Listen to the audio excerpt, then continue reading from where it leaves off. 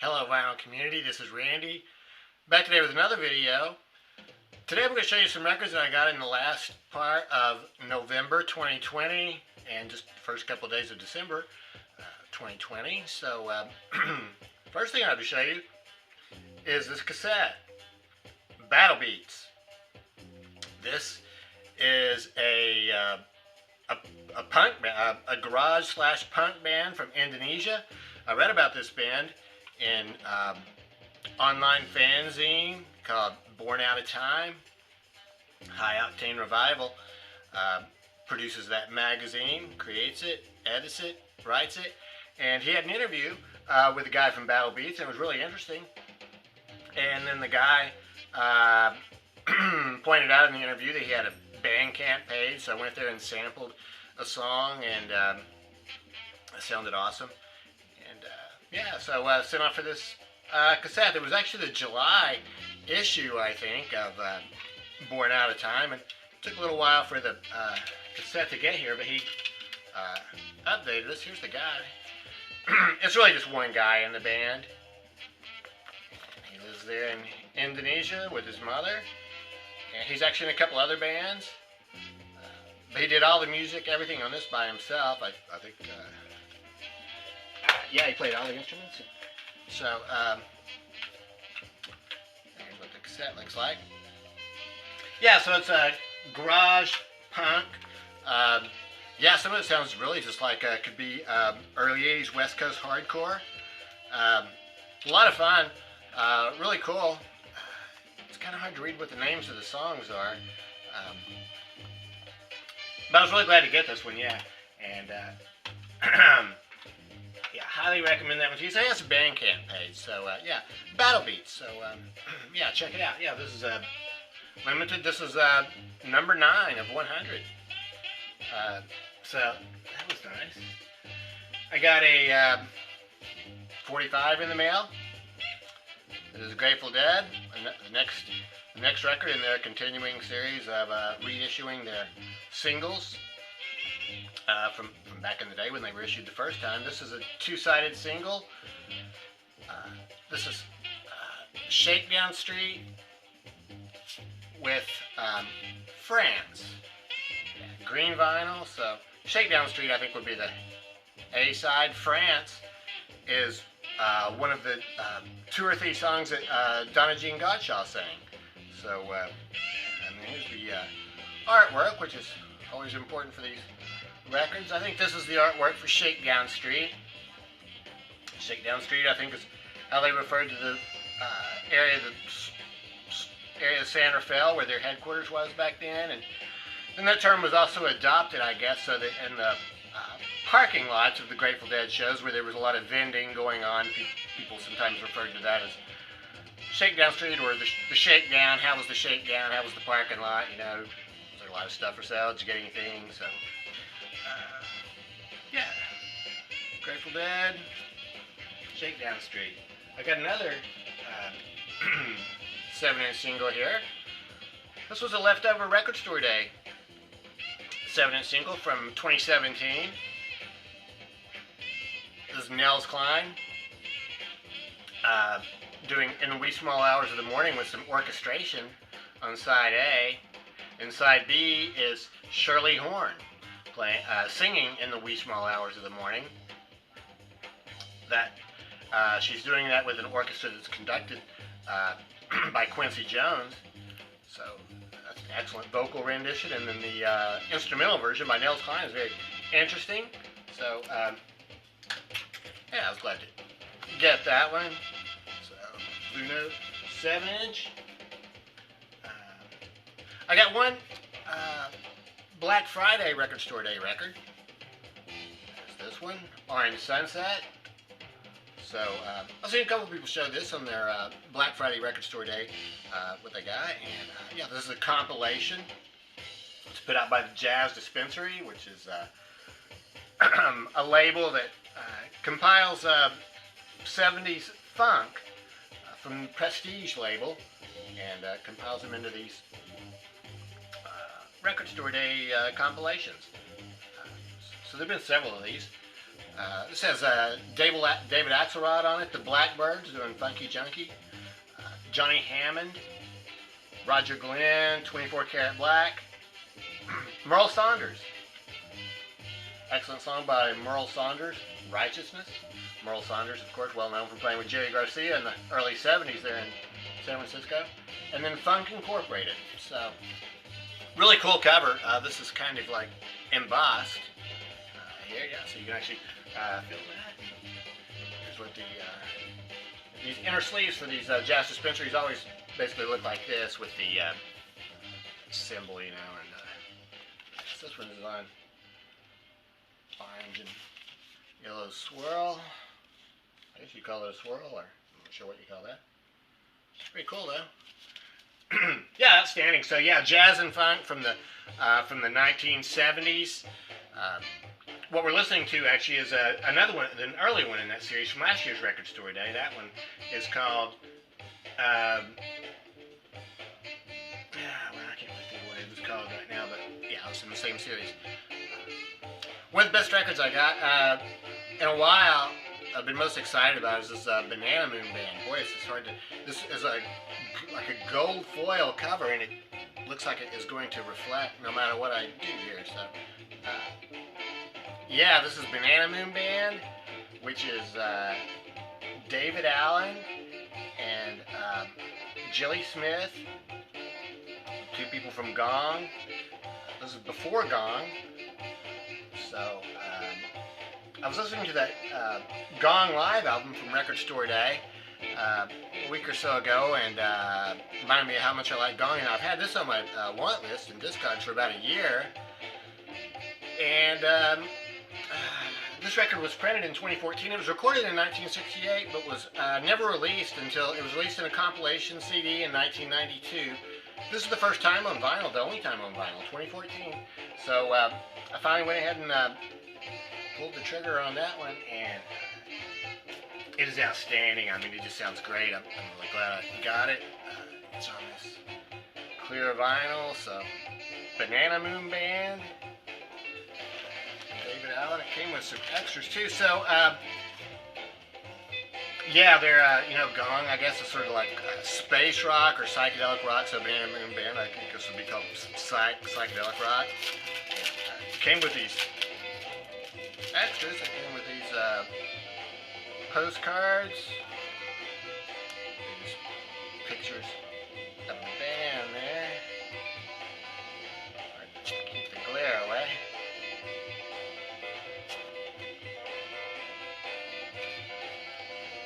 Yeah, so these are like actually, I guess you'd call it like postcards. I don't know if I'll use them as postcards.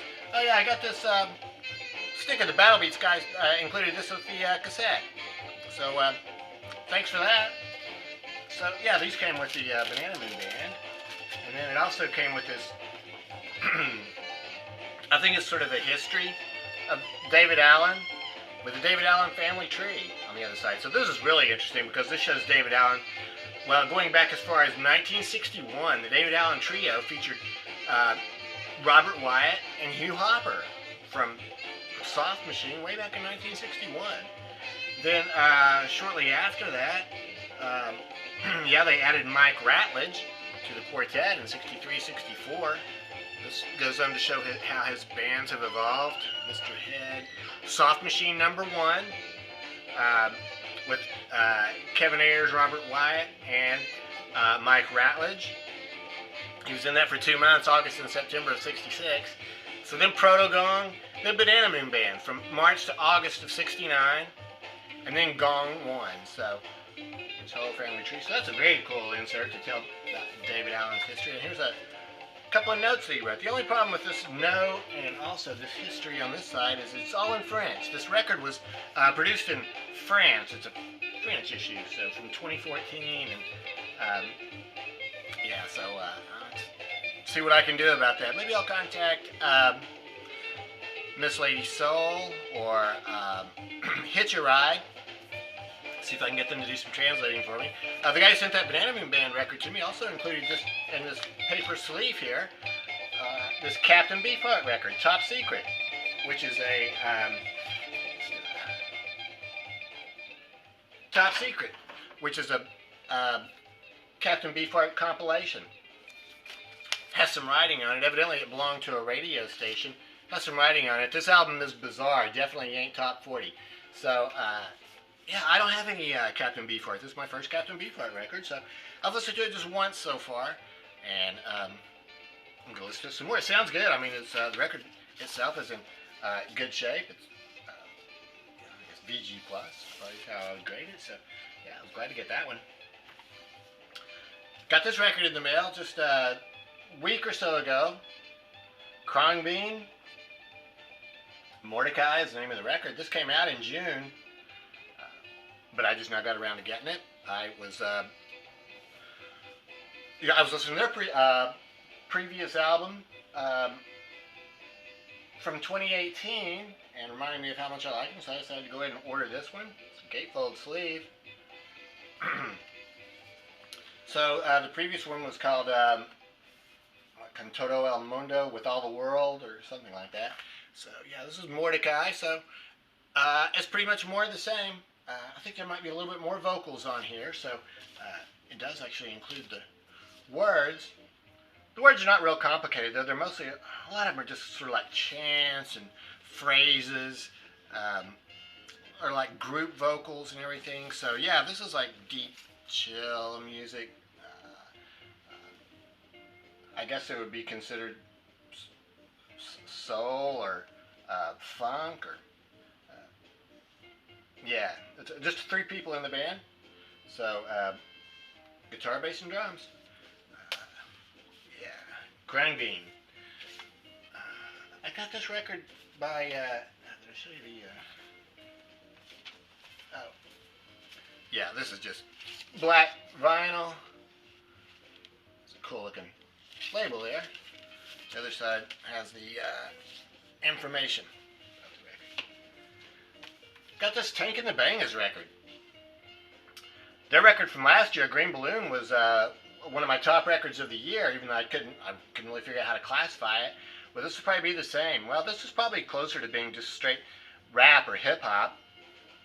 It's a 6-song EP. Just came out a couple weeks ago. It's one of the coolest covers I've seen. The name of the album, the EP, is Friend Goals. So just 6 songs on here, and every song has a special guest on it. So I think it's Tank doing most of the singing, and then these guests are doing the rapping and stuff. But some really good rapping.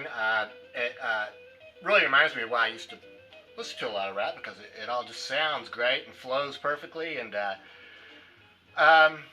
it has a good beat. You can dance to it. So yeah, Tank and the Bangas has just charged up to the top of my list for the year. It's so much fun to listen to, and yeah, like I say, if you like rap and hip hop type music, or if you used to like it and want to refresh your memory of some really cool stuff, I would say check this one out, Tank and the Bangas. So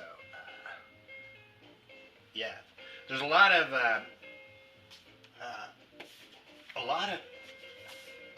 words, a whole lot of words for just 6 songs.